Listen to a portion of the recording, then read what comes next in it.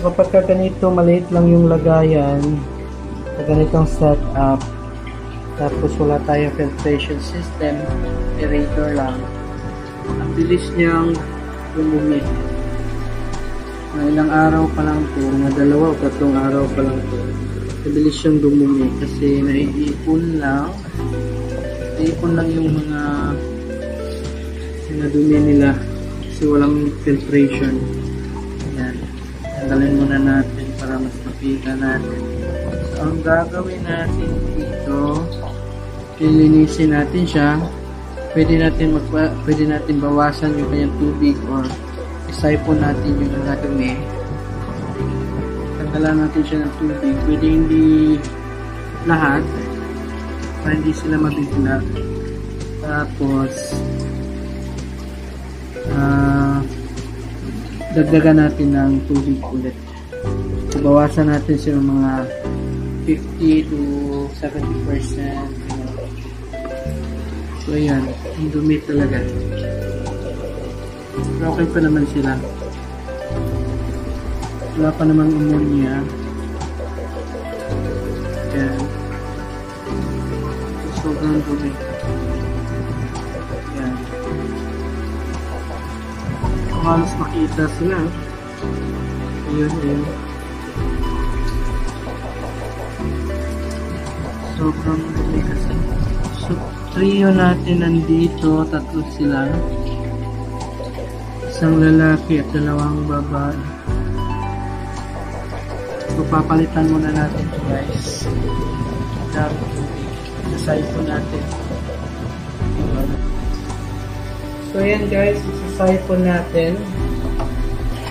Bawasan natin siya ng mga 50%. So, gagamit tayo na ito. Cyclone. Ayan. Nilog niya na yung tubig. So, yung mga dumi, ay kunin natin.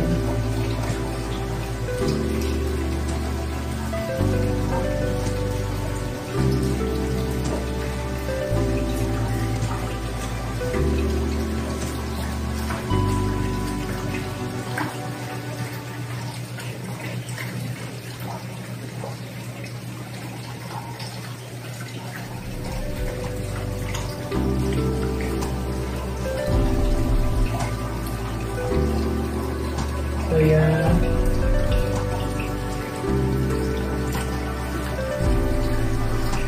Yung mga tae nila, hindi ko na yun kasi yung mga durug-durug na mga dahon ng saging at dahon ng talisay.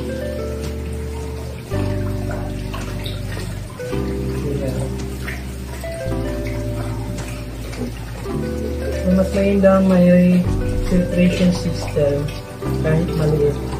Papakita ko sa inyo yung isa na maliit na filter ko. Yung filtration system natin.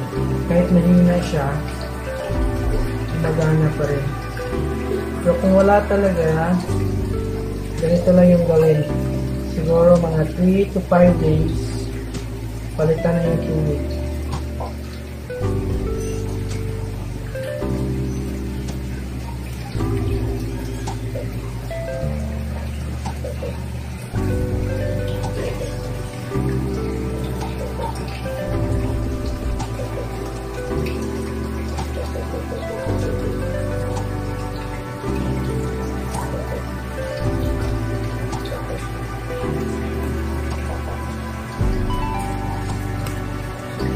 Bumara sa siphon natin, guys. Ito ata yung mga durog na shell. So, lagay tayo ng mga yan. Lagay kasi tayo ng mga snail.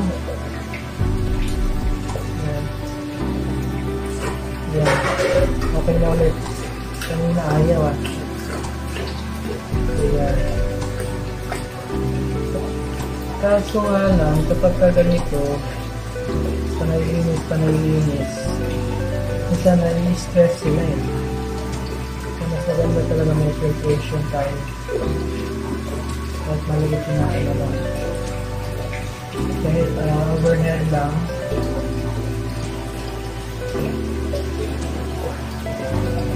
Na-filter na maliit.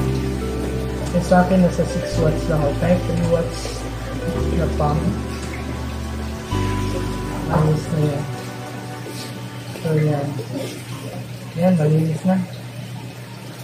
Pagkita na sila. What? Takot ka? Yan.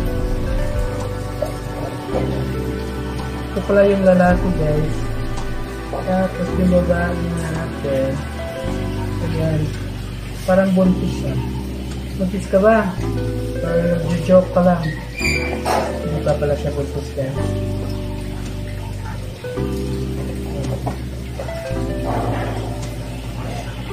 So, ayan. So, tapos natin ma-siphon yung mga dumi. Lalagyan ulit natin ng tubig. Ganun kadami yung kinuha natin kanina. So, ayan guys. Ito na sila. So, nakuha na natin yung mga dumi. Papalitan na natin yung tubig nila ng bago. Yan. Yung tubig na ginamit natin galing sa gripo, pero yung sa amin is wala naman siyang chlorine. Safe lang to, guys. Kapag may chlorine yung tubig na source ninyo, gagawin ninyo, pagpaliban nyo muna ng mga 1 o 2 araw para safe sa mga alala. Kasi minsan yung chlorine sobrang strong ng ano nila, nilalagay nila. So di natin alam kung gaano ka-strong yung chlorine. Tapos ito ay babalik natin yung mga plants para mayroon silang makain. Yan. Tapos yung hides nila. Yan.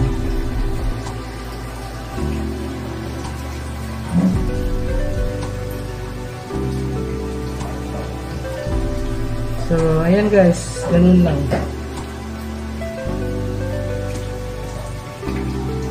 Wala madaming plants para at least idagdag oxygen din. Tapos pag nagutom sila, meron sila makakain. Ayan, thank you for watching.